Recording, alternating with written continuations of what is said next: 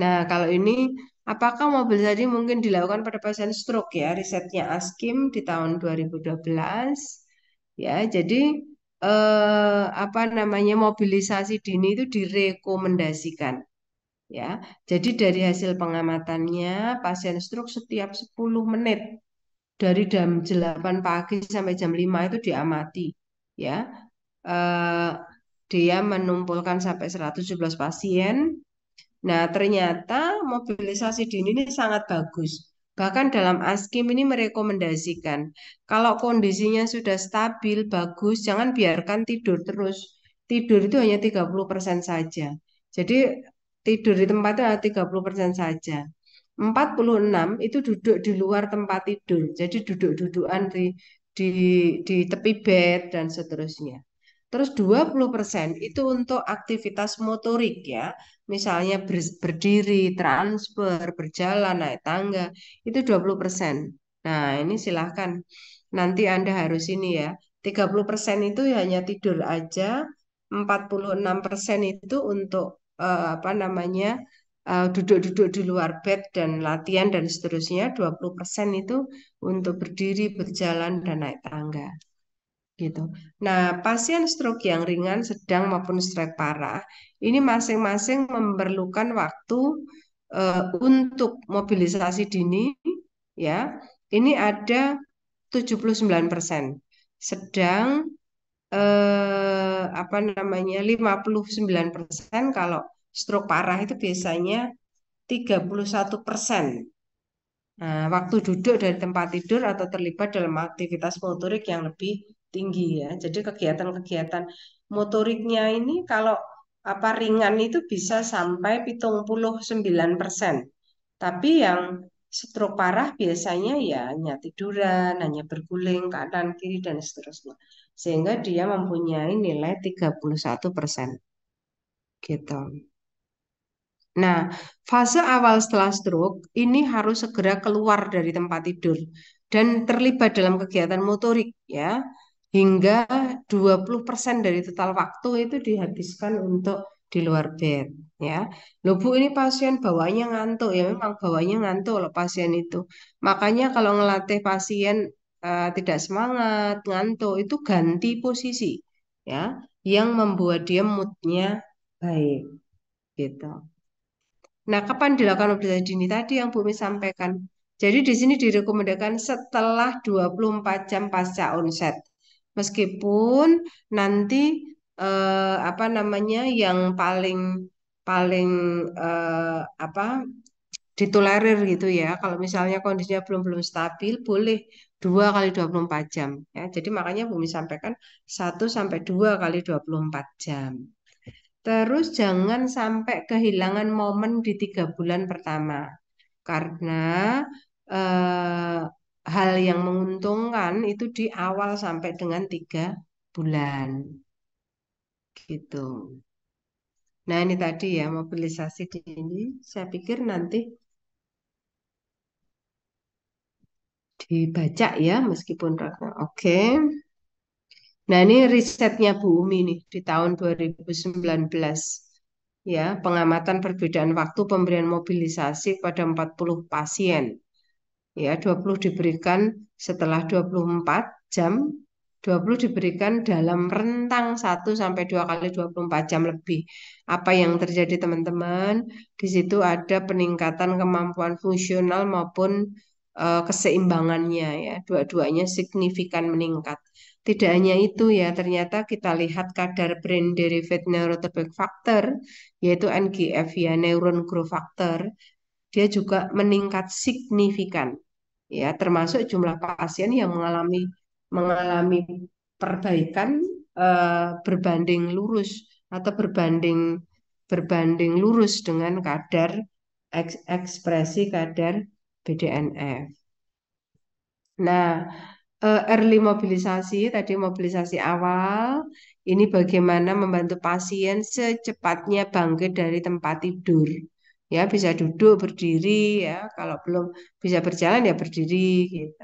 Kapan dilakukan? 24 kali 48 kan berarti 1 kali 2 kali 24 jam gitu. teman-teman, dalam early rehabilitasi itu tidak boleh langsung tancap gas ya. Tapi berikan intensitas yang rendah, durasi rendah, frekuensi rendah. Dilakukan selama minimal 30 menit ya sampai 1 jam setiap hari. Nah, ini early ya. Ingat itu risetnya kan di tahun 2011. Nah, kalau sudah, bagaimana di fase pramobilisasi? Nah, ini. Pramobilisasi itu cek lagi, apakah edukasinya sudah benar-benar standar apa stabil ya, dipantau ya perawatan fisik maupun positioning ini sangat-sangat perlu ya besok mengajarkan positioning. Nah, ini terus merekomendasikan posisi tubuh ideal di tempat tidur. Ini positioning ya. Positioning pada saat tidur harus betul. Ya, memberikan edukasi tentang perubahan posisi yang efektif. Ya, jadi change setiap 2 jam atau 1 jam sekali, miring kanan, miring kiri, dan seterusnya. Memantau setiap gangguan fungsional, nanti mengadakan observasi dari waktu ke waktu. eh, dari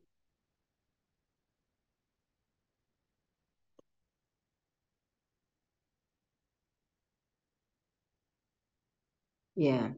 Dari waktu ke waktu ya. Jadi, oh ini sudah bisa bergerak, oh ini sudah begini, dan seterusnya. Itu tugasnya fisioterapi ya. Memantau setiap gangguan fungsional, baik itu paresis. Paresis tadi yang Bumi sampaikan ya, dia sensorisnya tadi terganggu, somatosensoris, rentang gerakan, ini kok gerakan ada yang nahan, dan seterusnya. Nah, itu harus dipantau gitu dan memastikan dan mempertahankan ventilasi paru dan pembersihan dahak ya. Hmm. Ini sangat sangat perlu ya, jadi silahkan mulai dari hal yang paling sederhana yaitu breathing exercise ya sampai dengan pergantian posisinya gitu. Nah, setelah itu diobservasi muncul, ini nanti kan 1 kali 24 jam kan observasi.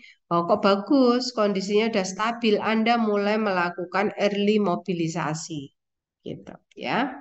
Nah, early mobilisasi ini sesuai dengan klasifikasi ICF dibagi ke dalam domain yang berkaitan dengan fisioterapi itu satu.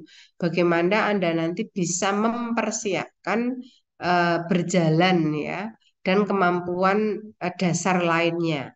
Nah, itu satu. Yang kedua, ketangkasan. Ketangkasan itu jangan sampai nanti bisa berjalan tetapi mudah jatuh ya. Ketangkasan agility ini juga perlu. Yang terakhir adalah dia bisa melakukan aktivitinya sehari-hari ADL-nya. Ya, ini penting.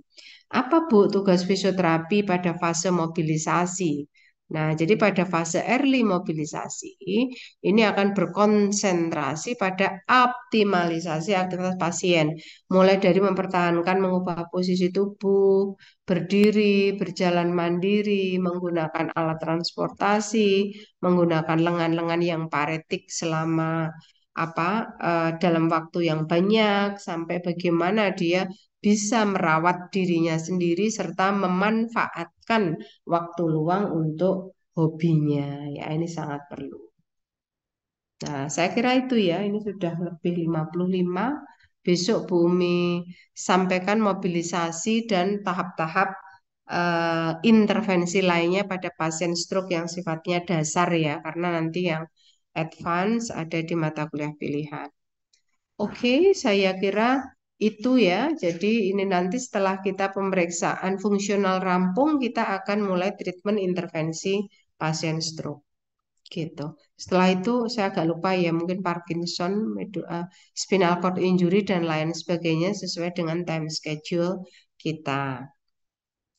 Baik, saya kira begitu adik-adik. Sebelum Bumi akhiri, apakah ada pertanyaan?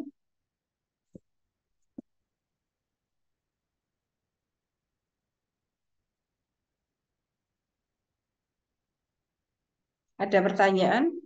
Sambil menunggu ada tidaknya pertanyaan, silahkan Anda on cam lagi untuk presensi.